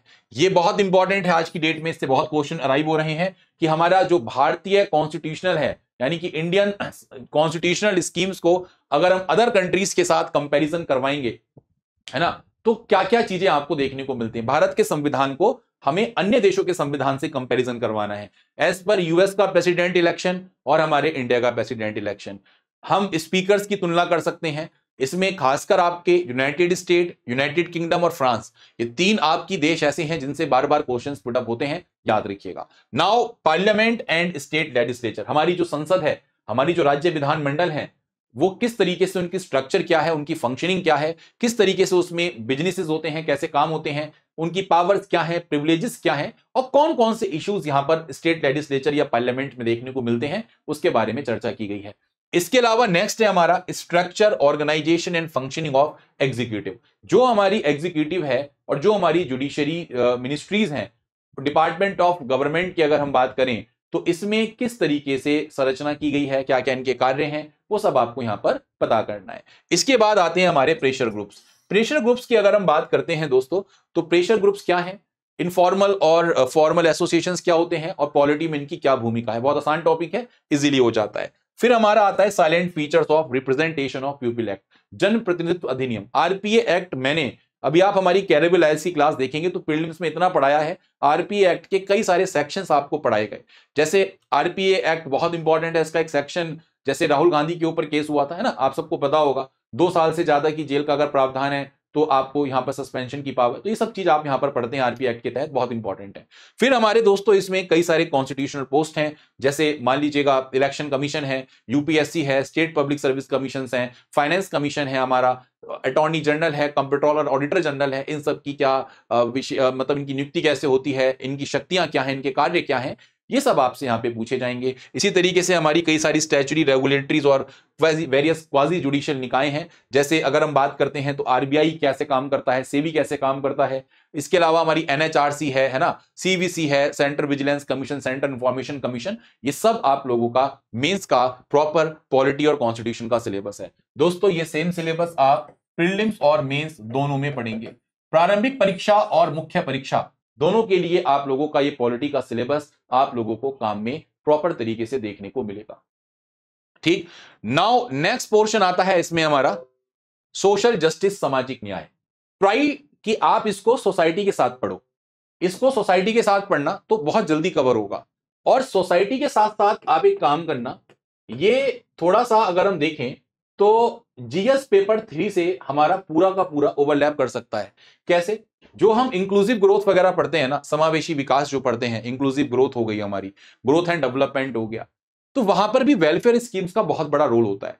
इनफैक्ट अगर मैं बात करूं आपसे बजटिंग वगैरह की, तो उसमें भी एक कंपोनेंट हमारा जो एक्सपेंडिचर होता है वो पब्लिक वेलफेयर में सरकार खर्च करती है ना। तो वहां से चीजें इंटरलिंक करके थोड़ा सा देखेंगे तो आपको काफी अच्छा लगेगा। सोशल जस्टिस की अगर हम बात करते हैं तो जो हमारे वल्नरेबल सेक्शंस हैं उनके लिए क्या क्या वेलफेयर स्कीम्स हैं, ठीक है, वो हम डिस्कस करते हैं, कौन कौन सी सेंटर स्टेट्स के द्वारा लाई गई और इन स्कीम्स की क्या परफॉर्मेंस है। जैसे वल्नरेबल सेक्शन कौन होते हैं, वो सेक्शन जैसे SC, ST, OBC, women's, transgender, हमारे वृद्ध लोग है ना, हमारी गरीब महिलाएं, हमारी लैक्टेटिंग वुमेन, प्रेग्नेंट वुमेन, ये सब हमारे वल्नरेबल सेक्शंस में खासकर गरीब वर्ग के हैं। तो वो उनके लिए क्या गवर्नमेंट स्कीम्स लेकर आई, उन स्कीम्स का क्या परफॉर्मेंस रहा, वो यहां पर आपसे क्वेश्चन पूछते हैं। ठीक है, इसके अलावा यहां पर कई सारी mechanism, laws, institutions and bodies जो आप लोगों की इन वल्नरेबल सेक्शंस के प्रोटेक्शन और बेटरमेंट के लिए बनाई गई हैं। लेट्स सपोज अगर मैं आपसे बात करूं, शेड्यूल कास्ट के लिए बनाया गया national commission for schedule caste. आप एनसीएससी के बारे में पढ़ते हैं, एक एनसीएसटी के बारे में पढ़ते हैं, शेड्यूल ट्राइब्स के लिए बना दिया गया। एक नेशनल कमीशन फॉर वुमेन्स आपको देखने को मिलेगा। पीडब्ल्यूडी के लिए अलग, जो फिजिकल आपके लोग हैं उनके लिए अलग आपको देखने को मिलेगा। तो देयर आर सेवरल इंस्टीट्यूशंस, किस तरीके से वो लॉज, क्या क्या उनके लिए लॉज हैं, क्या क्या वो निकाय हैं, वो सब आपको यहां पर देखने को मिलते हैं। ठीक है, इसके अलावा यहां पर कुछ इश्यूज हैं जो रिलेट करते हैं development and management of social sector service. भाई जैसे मान लीजिए हेल्थ सेक्टर में क्या इश्यूज हैं, अगर हेल्थ सेक्टर डेवलप करना चाह रहा है तो उसमें क्या इश्यूज हैं। एजुकेशन सेक्टर डेवलप की बात करें तो उसमें क्या क्या इश्यूज आपको देखने को मिल रहे हैं। ह्यूमन रिसोर्स का हम डेवलपमेंट करना चाहते हैं, उनकी एजुकेशन हेल्थ को इंप्रूव करना चाहते हैं, but what are the issues और उसका सॉल्यूशन क्या है वो हम यहां पर जानने की कोशिश करेंगे। और इसी के साथ साथ पॉवर्टी और हंगर, जो गरीबी है और आपकी जो हंगर है उससे संबंधित क्या क्या इश्यूज हैं। दोस्तों again it will overlap with GS paper 1 society, है ना, पॉवर्टी वहां पे भी दे रखी थी ना। अब आप ध्यान से देखो, अगर आपको दिख रहा हो तो जरा सोसाइटी का सिलेबस एक बार ध्यान से देखो। देखो सोसाइटी का सिलेबस है, चीजें हैं वही कहीं ना कहीं, बताइए। अब महिलाओं का रोल, वुमेन्स ऑर्गेनाइजेशन का तो वल्नरेबल सेक्शन की बात भी यहां पे हम कर रहे हैं। तो इसको आप अगर कोशिश करें तो सोशल जस्टिस को सोसाइटी के साथ पढ़ने की कोशिश करेंगे तो इट विल इंपैक्ट यू, बहुत अच्छा आपको यहां पर एक अच्छा प्रभाव आपको देखने को मिलेगा। ठीक है, अब बात करते हैं हमारी most important topic, governance. Society के लिए कोई किताब नहीं लेनी है, सोसाइटी के लिए जो कंपाइलेशंस होती है ना उसको फॉलो करो। हम कोचिंग वाले हम भी आपको दे देंगे, या किसी और कोचिंग की जो भी आपका मन करे वहां से ले सकते हैं। तो कंपाइलेशन फॉलो करो, never follow any book for social justice and society. कोई किताब फॉलो करने की आवश्यकता नहीं है। अब दोस्तों यहां पर हम बात करते हैं गवर्नेंस की। तो गवर्नेंस में आपका सबसे पहले है कि जो गवर्नमेंट की पॉलिसीज हैं और जो इंटरवेंशन है for the development in various sectors and issues arising out of their design and implementation. कई बार क्या होता है दोस्तों, जो हमारी गवर्नमेंट है ना, तो गवर्नमेंट क्या करती है, कई सारे जो क्षेत्र हैं, कई सारे क्षेत्रों के विकास के लिए गवर्नमेंट पॉलिसीज लाती है, उसमें इंटरवेंशन करने की कोशिश करती है। अब जब उसमें किसी क्षेत्र के विकास की बात करें और गवर्नमेंट पॉलिसीज आ रही हैं, तो उसको जो डिजाइन किया, उसको जो इंप्लीमेंट किया, उससे क्या इश्यूज आपके अराइज हो रहे हैं, ये क्वेश्चन बहुत ज्यादा प्रचलित क्वेश्चन आपको देखने को मिलेगा। ठीक है, इसके अलावा यहां पर गवर्नेंस में आप पढ़ सकते हैं कि developmental process and development industry. इसमें आप देखेंगे कि एनजीओ के, नॉन गवर्नमेंटल ऑर्गेनाइजेशन के क्या रूल्स हैं, सेल्फ हेल्प ग्रुप्स की क्या भूमिकाएं हैं, जो चैरिटी करते हैं, ठीक है, जो चैरिटी ग्रुप्स हैं या हमारी जो इंस्टीट्यूशनल्स हैं, उनके क्या क्या आपकी भूमिकाएं हैं, वो सब यहां पर आप देखेंगे देश के विकास में। इसके अलावा यहां पर इंपॉर्टेंट है इंपॉर्टेंट एस्पेक्ट्स ऑफ गवर्नेंस, यानी कि जो हमारे इंपॉर्टेंट एस्पेक्ट्स हैं गवर्नेंस के, ट्रांसपेरेंसी, अकाउंटेबिलिटी, ई गवर्नेंस बहुत इंपॉर्टेंट है दोस्तों। ई गवर्नेंस के एप्लीकेशंस, मॉडल्स बहुत ज्यादा इंपॉर्टेंट है। ठीक है, ये सब आपको पढ़ना है। इसके अलावा सिटीजन चार्टर्स आपका हो गया, ट्रांसपेरेंसी और अकाउंटेबिलिटी क्या है, सब आपको पढ़ने हैं। और यहां पर role of civil service in democracy, ये आपको पढ़ना है। मैं अगेन आई विल से आप एक काम करेंगे, गवर्नेंस में क्या क्या रिसेंट करंट अपडेट्स हैं, ठीक है, तो इसको आप कैसे पढ़ेंगे मैं आपको बता दूं। इसके लिए आप किसी ना किसी कोचिंग का वैल्यू एडिशन मटेरियल ले लें, कंपाइलेशंस प्लस पीवाईक्यूज से आप इसको रेफर करें तो बहुत अच्छे तरीके से आप इसको पढ़ लेंगे। कंपाइलेशंस लें और इसमें जो करंट अफेयर्स वैल्यू एडिशन है वो आपको चाहिए ही चाहिए इन एवरी सब्जेक्ट। याद रखें, पॉलिटी गवर्नेंस की बात करें या अभी हमने आगे आईआर की बात करनी है, तो इसमें देयर इज अ नीड, किस चीज की जरूरत है, इसमें हमें जरूरत है करंट अफेयर्स वैल्यू एडिशन की। बहुत सारी coachings current affairs value addition provide करती हैं, मंथली करती हैं, ईयरली करती हैं। आप कोशिश करें जैसा आपको उचित लगे, या आप न्यूज़पेपर पढ़ते हैं तो खुद से भी आप डेली वैल्यू एडिशंस कर सकते हैं। बट ये टॉपिक्स के लिए कोई किताब खरीदने की जरूरत नहीं है कि गवर्नेंस के लिए कोई किताब खरीद रहा हूं, नहीं, इतना डेप्थ में नहीं जाना मेरे भाई। बेसिक चीजें पढ़नी है, बेसिक अंडरस्टैंडिंग है। बताओ उसमें क्या पढ़ोगे, रोल ऑफ एनजीओ एसएसजी में क्या कोई अलग से किताब आएगी क्या? गूगल पे भी डालोगे तो टॉपिक्स आपके आ जाएंगे बड़े प्यार से। अब यहाँ पे role of civil service democracy में सिविल सर्विसेज का क्या रोल है, तो आप किस में क्या दिक्कत है बताइए। ई गवर्नेंस आपसे पूछ रहा है, इलेक्ट्रॉनिक गवर्नेंस कैसे किया गया, आजकल इलेक्ट्रॉनिक गवर्नेंस की क्या एप्लीकेशंस हैं, कैसे साइट्स में आजकल हम ग्रीवेंसेस रिड्रेसल कर रहे हैं, ई गवर्नेंस किस तरीके से इंप्लीमेंट किया जा रहा है, तो ये सब कुछ आप बहुत इजीली कर सकते हैं। तो आप इसमें किसी भी कोचिंग का कंपाइलेशन, पीवाईक्यूज और वैल्यू एडिशंस करंट अफेयर्स आप ऐड कर लें, कोई दिक्कत आप लोगों को नहीं होगी। कंपाइलेशन में भी वैल्यू एडिशंस आते ही हैं तो कोई दिक्कत की बात नहीं, ठीक। फिर आता है हमारा इसमें लास्ट जो हमारा रहता है सिलेबस में, डेट इज इंटरनेशनल रिलेशन। दोस्तों इंटरनेशनल रिलेशन में इंडिया का अपने नेबरहुड के साथ कैसा रिलेशन है, जो हमारी साउथ एशियन कंट्रीज हैं, जैसे अगर हम बात करें लैंड बाउंड्री जिसके साथ हम शेयर करते हैं, वाटर बाउंड्री शेयर करते हैं, उनके साथ हमारे कैसे संबंध हैं। एज पर एग्जाम्पल अगर हम बात करें तो भाई किसी भी देश के साथ हमारे किस तरीके के संबंध है, और जब भी कभी संबंध किसी देश के साथ देखने हो तो उसमें देखा जाता है कि हमारा उसके साथ ऐतिहासिक हिस्टोरिकल क्या वर्जन रहा, हमारे एरिया ऑफ कंसर्न्स क्या हैं, हमारे एरिया ऑफ कॉपरेशंस क्या हैं, किस लूप पे हम काम कर रहे हैं, ये आपको इंपैक्ट करते हैं, तो ये हमें पढ़ने होते हैं। फिर हमारे बाइलेटरल, रीजनल और ग्लोबल ग्रुपिंग्स क्या क्या है, और एग्रीमेंट्स कौन कौन से इन्वॉल्विंग इंडिया, ऐसे एग्रीमेंट जिनमें इंडिया इन्वॉल्व है और क्या इससे इंडिया का इंटरेस्ट अफेक्ट होता है। तो दोस्तों इसके लिए आप लोग याद रखें, जैसे मान लो हम ब्रिक्स पढ़ते हैं, कई सारे द्विपक्षीय समूह हैं, कुछ रीजनल समूह हैं, कुछ ग्लोबल ग्रुपिंग्स हैं, ब्रिक्स है, डब्ल्यूटीओ है, यूरोपियन यूनियन है, यूनाइटेड नेशन है, संघाई कॉर्पोरेशन ऑर्गेनाइजेशन है, सार्क है ना। तो इस तरीके के संगठन जो है उसमें आप ये बताने की कोशिश करेंगे इंडिया का इन्वॉल्वमेंट कैसे है, कैसे इंडिया के इंटरेस्ट को अफेक्ट करते हैं, क्या कोई फायदा है या नहीं, तो ये सब आपको पढ़ना है। इसके अलावा यहां पर आपको ये पढ़ना है effect of policies and politics of developed and developing countries on India's interest. दोस्तों भारत के हित में कोई भी डेवलप और डेवलपिंग कंट्रीज हैं, चाइना है, चाइना की पॉलिसीज और चाइना की पॉलिटिक्स से भारत पर क्या इंपैक्ट पड़ता है, ये हमें यहां पर पढ़ने की आवश्यकता है।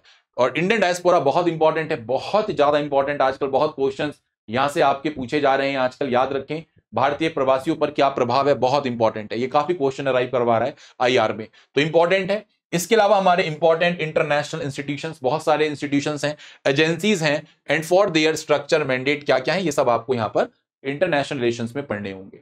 अगेन आई विल से इसके लिए आप अगेन कंपाइलेशन यूज करें, कंपाइलेशन, ठीक है, plus current affairs value addition method, आप या वैल्यू एडिशन जो आपके कंटेंट है उसको रेफर करें, और पीवाईक्यूज जरूर देखें, इससे आपको एक कंप्लीट अंडरस्टैंडिंग आईआर की मिल जाएगी, ठीक है। तो ये हमारा सिलेबस रहा जीएस पेपर 2 का। मैं उम्मीद करता हूं एक बार जीएस पेपर 2 का सिलेबस को हम गो थ्रू करते हैं दोबारा से। क्या क्या मैंने आपको बताया था, पॉलिटी कॉन्स्टिट्यूशन समझ में आ गया, प्रीलिम्स के लिए इंपॉर्टेंट है, बिल्कुल इंपॉर्टेंट है, गवर्नेंस इतनी इंपॉर्टेंट नहीं है, सोशल जस्टिस इतनी इंपॉर्टेंट है ही नहीं, ये भी नहीं पूछी जाती, आईआर इंपॉर्टेंट है, बस प्री के लिए इंपॉर्टेंट आप मान सकते हैं। आजकल क्वेश्चंस बहुत बन रहे हैं, करंट पेपर 2025 का देखोगे तो अच्छे खासे क्वेश्चन आईआर से भी आपको देखने को मिले हैं, तो इंपॉर्टेंट है आईआर में, प्री में आपका पूछा जाता है, ठीक है। तो प्री और मेंस के लिए आप यहां पर मैंने रिसोर्स बता दिया है। सबसे पहले पीवाईक्यूज देखो, क्वेश्चंस किस तरीके के पूछे जा रहे हैं, कंपाइलेशंस आपको पढ़नी ही पढ़नी पड़ेंगी, किसी भी कोचिंग की ले लो, आप हमारी कोचिंग की लेना चाहते हैं हमारी कोचिंग की ले लो, जिसको आपकी अच्छी लगती है उसकी आप कंपाइलेशंस यहां पर ले सकते हैं, ठीक है। नाउ अब हम मूव करेंगे जीएस पेपर 3। इसमें बच्चों के मार्क्स आ ही नहीं रहे आजकल, आप सबको पता होगा, जीएस पेपर 3 में बच्चों के मार्क्स ही नहीं आ रहे हैं। बहुत आसान है वैसे पेपर, मुझे तो पता नहीं पर्सनली, क्योंकि मैं पढ़ाता हूं तो मुझे आसान लगता है। अब बच्चों को क्या डाउट्स हैं, क्यों टफ लगता है, ये मैं नहीं कह सकता। तो यहां पे अगर आप देखेंगे तो जीएस पेपर 3 की अगर हम बात करते हैं तो पहले आप इसमें जरा सब्जेक्ट देख लो। सबसे पहले इसमें हमारी आती है इकोनॉमिक डेवलपमेंट। ठीक है, एक चीज सब लोग ध्यान रखें, हम क्या करते हैं, इकोनॉमी को एग्रीकल्चर से साथ लेकर समझने की कोशिश करते हैं, और कई बच्चे एग्रीकल्चर को इग्नोर कर देते हैं। समझो मैं क्या बोल रहा हूं। हमने क्या करा, इकोनॉमिक और किताबों में भी, आप मेरे पास रमेश सिंह किताब रखी है आई थिंक, एक बार मैं आपको दिखाई देता हूं, शायद रखी है यहीं पे, जैसे रमेश सिंह जी की किताब है आपकी। अब इसमें भी आपके एग्रीकल्चर के टॉपिक्स हैं वो अवेलेबल हैं। अगर मैं आपको बताऊं यहां पर तो आप देख सकते हैं, जैसे चैप्टर नंबर 8 देखो आप इनका, land reforms, green revolution, cropping patterns, cropping diversification, food management वगैरह पूरा दे रखा है ना। इसके बाद फूड प्रोसेसिंग वगैरह सब कुछ दे रखा है इसमें। इसी तरीके से क्या होता है कि हम एग्रीकल्चर को इकोनॉमिक्स के साथ इंटररिलेट करने की कोशिश करते हैं। बट मैं आपको क्लियर कर दूं कि इकोनॉमिक्स और इकोनॉमिक डेवलपमेंट एग्रीकल्चर, थोड़ा सा इसको इंपॉर्टेंस दें कि बहुत ज्यादा इंपॉर्टेंट है और बहुत इजी है कवर करने के लिए। ये दोनों का ही जीएस 3 में बहुत ज्यादा वेटेज है, अच्छा खासा वेटेज है। आई थिंक 4-4 क्वेश्चंस कई बार पूछ ले जाते हैं, तो बहुत अच्छा खासा वेटेज है। ठीक है, आप इसको बहुत अच्छे तरीके से बहुत स्मूथली कवर कर सकते हैं। इसके लिए कोई बहुत ज्यादा एक्स्ट्रा एफर्ट्स भी आपको नहीं लगाने हैं, ये बात ध्यान रखिए। तो इंडियन इकोनॉमिक डेवलपमेंट हो गया, एग्रीकल्चर हो गया। इसके अलावा इसमें जो इंपॉर्टेंट है हमारा वो है साइंस एंड टेक्नोलॉजी। ये हमारा जीएस पेपर 3 में आपको देखने को मिलेगा। फिर हमारा आता है नेक्स्ट, इसमें अगर आप देखेंगे तो एक नेक्स्ट है इंटरनल सिक्योरिटी। ठीक है, आंतरिक सुरक्षा बहुत इंपॉर्टेंट है अपने आप में ये भी। और फिर इसके बाद अगर हम बात करते हैं तो यहां पर बायोडायवर्सिटी और एनवायरमेंट कुछ पोर्शन आपको यहां पर देखने को मिलेगा। और फिर हमारा होता है इसमें डिजास्टर मैनेजमेंट। तो दोस्तों ये सारे सब्जेक्ट्स हमारे जीएस पेपर 3 का हिस्सा है। आपदा प्रबंधन, जैव विविधता, पर्यावरण, आंतरिक सुरक्षा, विज्ञान प्रौद्योगिकी, एग्रीकल्चर, इकोनॉमिक डेवलपमेंट, ये मिलकर बनता है हमारा जीएस पेपर 3।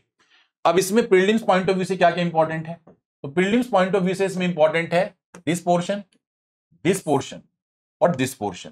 ये तीन चीजें प्रीलिम्स पॉइंट ऑफ व्यू से इंपॉर्टेंट है। बट सबसे ज्यादा क्या इंपॉर्टेंट है, सबसे ज्यादा प्रीलिम्स पॉइंट ऑफ व्यू से इंपॉर्टेंट है इकोनॉमिक एंड इकोनॉमिक डेवलपमेंट। ठीक, अब सिलेबस क्या है जरा इसको एक बार देख लेते हैं। सिलेबस है Indian economy and issues relating to planning. हमारी जो योजनाएं हैं उनसे संबंधित क्या क्या इश्यूज रहे, प्लानिंग कमीशन कैसे बना, कौन कौन से 5 प्लान्स आए, क्या क्या समस्या थी, कैसे नीति आयोग बना, सब आपको देखना है। इसके अलावा यहां पर मोबिलाइजेशन के बारे में पढ़ेंगे ऑफ रिसोर्सेज, ग्रोथ डेवलपमेंट के बारे में पढ़ेंगे। ग्रोथ और डेवलपमेंट में बहुत सारे टॉपिक्स हैं, नेशनल इनकम्स वगैरह आप देखेंगे। इसके अलावा यहां पर आप देखेंगे एम्प्लॉयमेंट में यहां पर अनएम्प्लॉयमेंट पढ़ेंगे, टाइप्स क्या हैं, कौन कौन से अनएम्प्लॉयमेंट के टाइप्स हैं, एम्प्लॉयमेंट की समस्या क्यों जन्मी, क्यों भारत में एम्प्लॉयमेंट के क्या क्या रीजंस हैं, गवर्नमेंट क्या कर रही है अनएम्प्लॉयमेंट को दूर करने के लिए, वो यहां पे आप देखेंगे।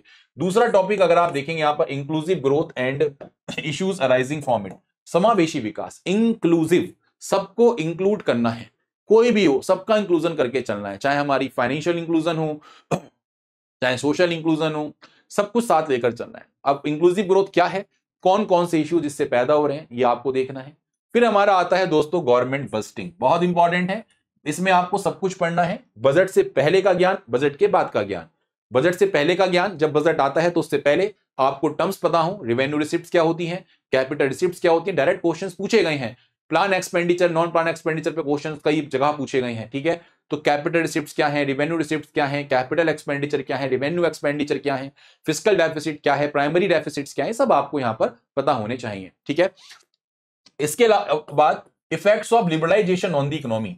जब हमारे देश में लिबरलाइजेशन हुआ तो उसका इकोनॉमी पे क्या इंपैक्ट पड़ा, आफ्टर लिबरलाइजेशन जब हमने लाइसेंस की पॉलिसी को आसान बना दिया तो उसका क्या इंपैक्ट पड़ा, तो ये सब आपको यहां पर इकोनॉमी में पढ़ना पड़ेगा। इसके अलावा हमारे देश में इंडस्ट्रियल पॉलिसीज में कैसे चेंज हुए, पहले पॉलिसीज थी वो किस पर फोकस थी, 1991 की पॉलिसीज किस पर फोकस हुई, वर्तमान इंडस्ट्रियल पॉलिसीज किस पर फोकस है, इसके अलावा उनके इफेक्ट्स किस तरीके से इंडस्ट्रियल ग्रोथ पर पड़ रहे हैं, जो पॉलिसीज आई उससे किस तरीके की ग्रोथ रिलेटेड है, आफ्टर डेट जो पॉलिसीज आई उसने किस तरीके की ग्रोथ दी, प्रीवियस वालों में क्या कमियां थी, नए वालों में क्या उसमें सुधार किए, ये सब आपको पढ़ने की आवश्यकता है, काफी इंपॉर्टेंट है।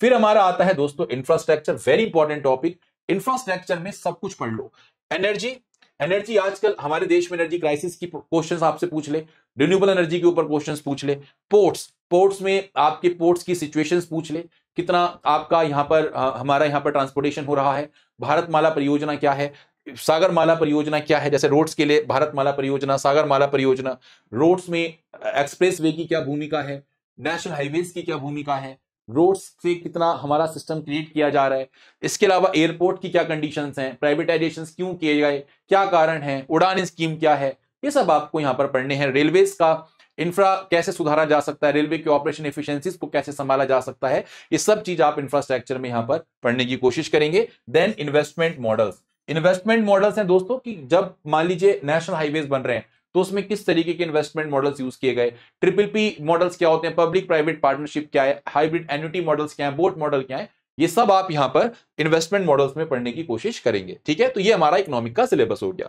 नाउ हमारा फोकस होता है एग्रीकल्चर के ऊपर। एग्रीकल्चर में आप देखेंगे तो बहुत ही आसान सिलेबस इसका मुझे देखने को मिलता है, बहुत ही आसान सिलेबस है।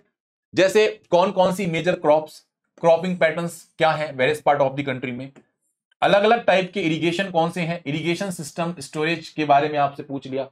जो हम एग्रीकल्चर प्रोड्यूस कर रहे हैं, जो कृषि उत्पाद बन रहे हैं, उसका परिवहन, उसकी मार्केटिंग कैसे की जाए, उससे संबंधित क्या क्या इश्यूज हैं, क्या क्या कॉन्स्टेंट हमें देखने को मिलेंगे, है ना। इसके अलावा e technology in the aid of farmers, किसानों की सहायता करने के लिए कौन कौन सी इलेक्ट्रॉनिक टेक्नोलॉजी का यूज किया गया।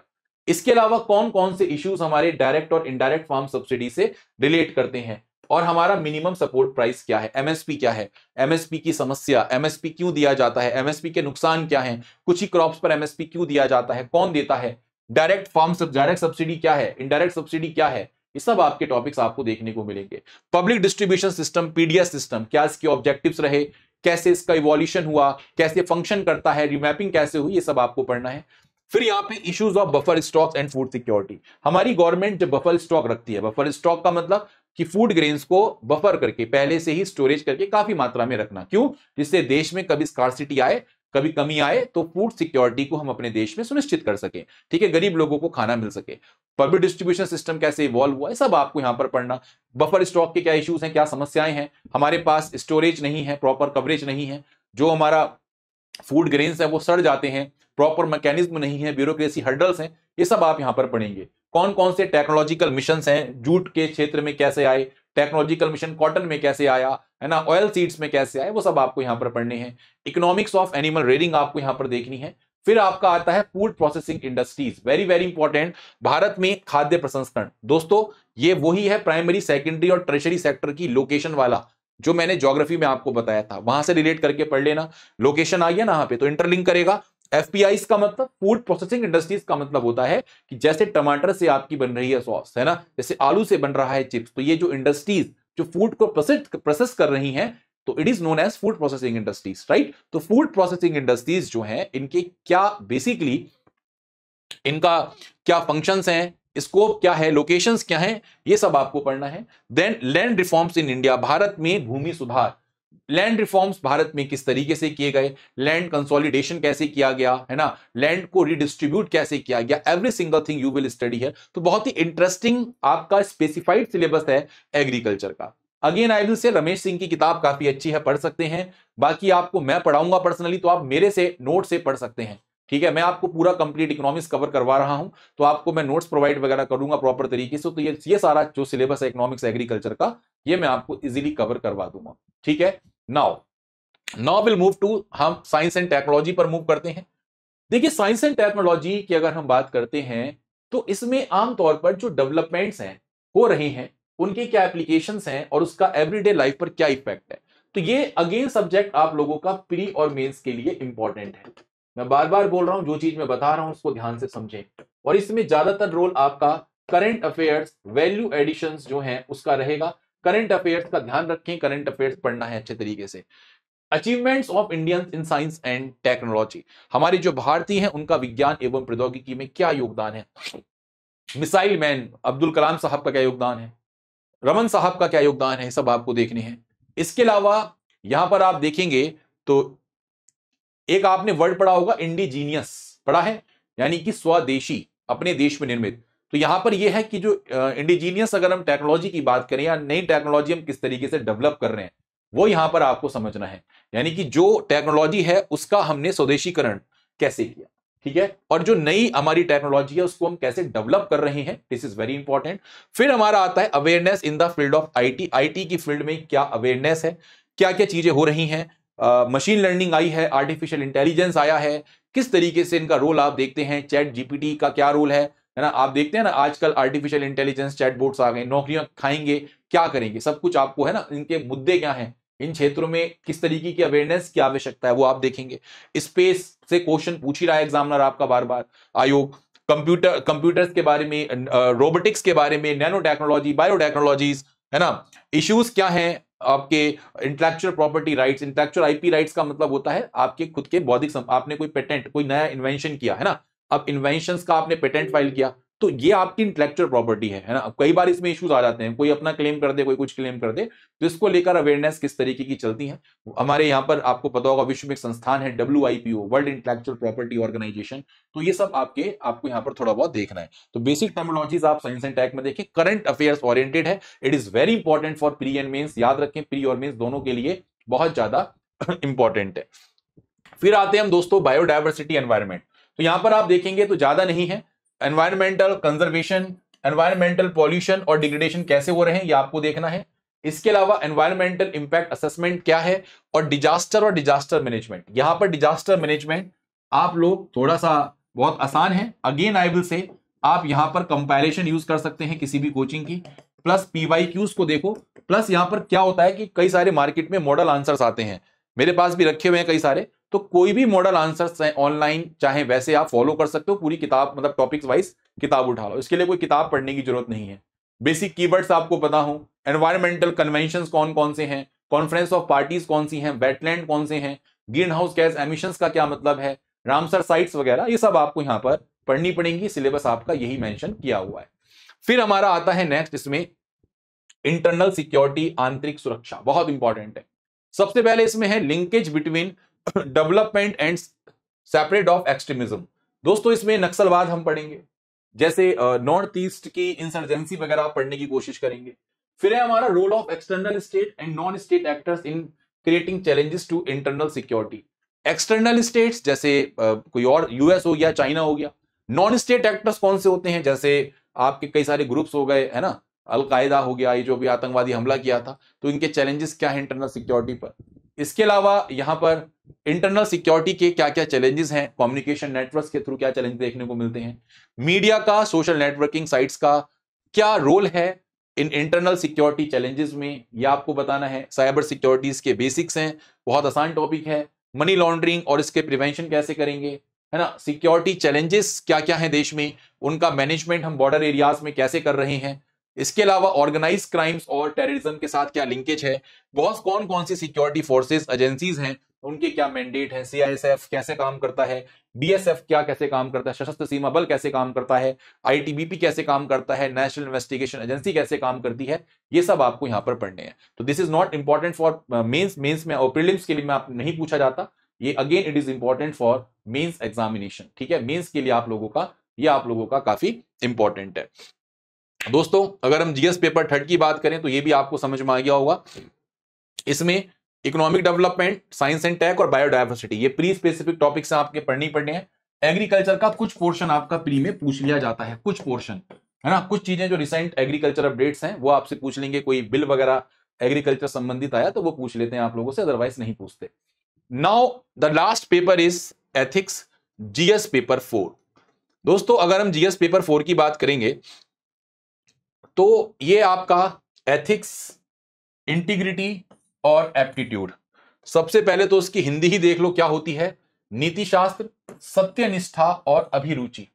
अब इसमें एक चीज क्लियर एग्जामिनर कर रहा है, एग्जामिनर कह रहा है कि भैया हम यहां पर कैंडिडेट के एटीट्यूड को टेस्ट करेंगे, हम ये देखेंगे कि कोई समस्या आई तो किस तरीके से कोई भी इश्यूज आपका रिलेट कर रहा है इंटीग्रिटी से, प्रॉबिटी से इन पब्लिक लाइफ में, तो उसका सॉल्यूशन कैसे किया जाए, कौन कौन से इश्यूज हैं, कॉन्फ्लिक्ट्स हैं, तो ये कैसे हम डील करेंगे, इसको लेकर एथिक्स आपका सब्जेक्ट, ये आपको इंटीग्रिटी आपको देखने को मिलेगा, ठीक है। तो यहां पर कई सारी चीजें हैं, सबसे पहले यहां पर आपको कई सारी केस स्टडीज दी जाती हैं, इसमें आपको पता होगा, जिससे आपको आपके एस्पेक्ट्स को चेक किया जा सके। तो सबसे पहले इसमें अगर हम देखेंगे तो व्हाट इज द सिलेबस, तो सिलेबस की अगर हम बात करते हैं तो सबसे पहले इसमें एथिक्स और ह्यूमन इंटरफेस आप लोगों का यहां पर गिवन है।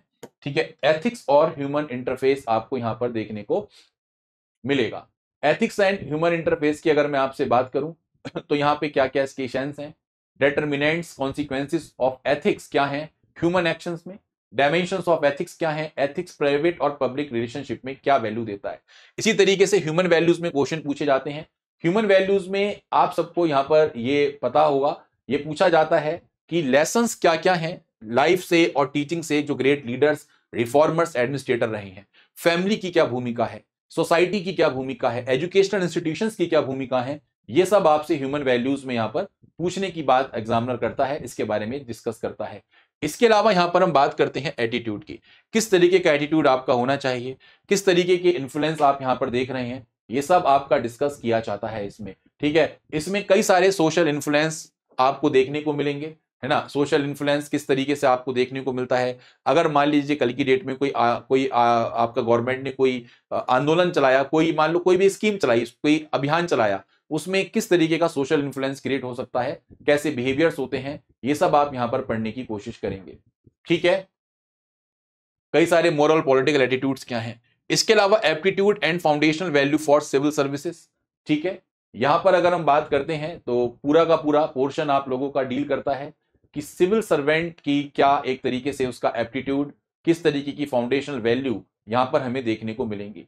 इसके लिए मैं आपको एक छोटा सा आउटकम देने की कोशिश करूंगा, जरा ध्यान से सुनेंगे। तो यहां पे ये देखा जाता है कि सिविल जो सर्विसेज है, ठीक है, सिविल सर्विसेज के लिए अगर हम ध्यान से देखें तो क्या अभिरुचि, क्या बुनियादी मूल्य, किस तरीके की इंटीग्रिटी, सत्यनिष्ठा, भेदभाव रहित, तथा यहां पर अगर हम बात करते हैं तो गैर तरफदारी, ये सब चीजें आपकी पूछी जाती हैं। आपका किस तरीके से जो कमजोर वर्ग है, वीकर सेक्शन है, उसके प्रति आपकी किस तरीके की कंपैशन है, सहानुभूति है, आपकी टॉलरेंस क्या है, आपकी एम्पैथी क्या है, समझ आ रही है। कमजोर वर्गों के प्रति आप लोग की क्या सहानुभूति है, सहिष्णुता क्या है, संवेदना क्या है, यहां से सब चीजें आपकी क्वेश्चन पूछे जाते हैं। केस स्टडी के क्वेश्चन यहां से आपके अराइव होते हैं। फिर आपकी इमोशनल इंटेलिजेंस यानी कि भावात जो आपकी भावनात्मक समझ है वो यहां पर आपकी जानी जाती है कि आपकी जो बेसिकली कॉन्सेप्ट्स हैं इकोनॉमिक इंटेलिजेंस, इमोशनल इंटेलिजेंस के, उनकी क्या यूटिलिटीज हैं, उनकी एप्लीकेशन एडमिनिस्ट्रेशन और गवर्नेंस में क्या है। इसके अलावा यहां पर भारत तथा विश्व के जो हमारे इंडिया और वर्ल्ड के जो मॉरल थिंकर्स हैं, फिलोसफर्स हैं, उनके बारे में, उनके कंट्रीब्यूशन के बारे में हम यहां पर पढ़ने की कोशिश करते हैं। और वहीं पर दो पोर्शन हमारे और यहां पर आपको देखने को मिलेंगे, public service values and ethics in public administration and probity in governance. ठीक है, तो यहां पर कॉन्सेप्ट ऑफ पब्लिक सर्विसेज आपसे पूछा जाता है। ठीक है, यहां पर आपका जो सिटीजन चार्टर्स हैं, वर्क कल्चर कैसा है, सब कुछ यहां पे आपको देखने को मिलेगा। केस स्टडी, सभी इन इश्यूज पर मोस्टली केस स्टडी आपसे पूछी जाती है, इस बात को ध्यान रखें। जैसे आप देखेंगे तो यहां पर आरटीआई के बारे में दे रखा, राइट टू इंफॉर्मेशन हो गया, है ना, ये सब आपको यहां पर पढ़ना है। तो case study very important, again this is the part of governance, आप बोल सकते हो गवर्नेंस में सबकी जरूरत पड़ती है। ठीक है, कैसे transparency, government, right to information, ये सब आपको पढ़ना है। Public civil service values, ethics in public administration, ये आप आराम से कर लेंगे कि एथिकल कंसर्न्स क्या हैं आप लोगों के, ठीक है, कौन से लॉज हैं, रूल्स हैं, रेगुलेशंस हैं, ये सब यहां पर आप इजीली कैरी आउट कर सकते हैं। ठीक है, तो ये GS4 का सिलेबस है। आई विल से कि यहां पे एक लेक्सिकॉन की बुक आती है एथिक्स की, उसको आप रेफर कर सकते हैं, ये बात ध्यान रखें। But now the question is, sir आपने बहुत कुछ बता दिया, पूरा सिलेबस मैंने आपके साथ डिस्कस कर लिया है, मैंने आपके साथ प्रीलिम्स का सिलेबस डिस्कस किया, मैंने आपके साथ मेंस का सिलेबस डिस्कस किया, मैंने आपके साथ यहां पर मेंस में हमारे जो क्वालिफाइंग पेपर हैं उनको डिस्कस किया है। इसके अलावा आपके GS paper 1 to GS paper 4 हमने डिस्कस कर लिए हैं। ठीक है, ये बात ध्यान रखिए, कंप्लीट सिलेबस डिस्कस कर लिया। बट नाउ एक अप्रोच आपको फॉलो करनी है, जैसे कि मैंने आपसे कहा था, एक बिग फोर। बिग फोर का मतलब क्या है, फॉर प्रीलिम्स, इकोनॉमिक्स, ज्योग्राफी,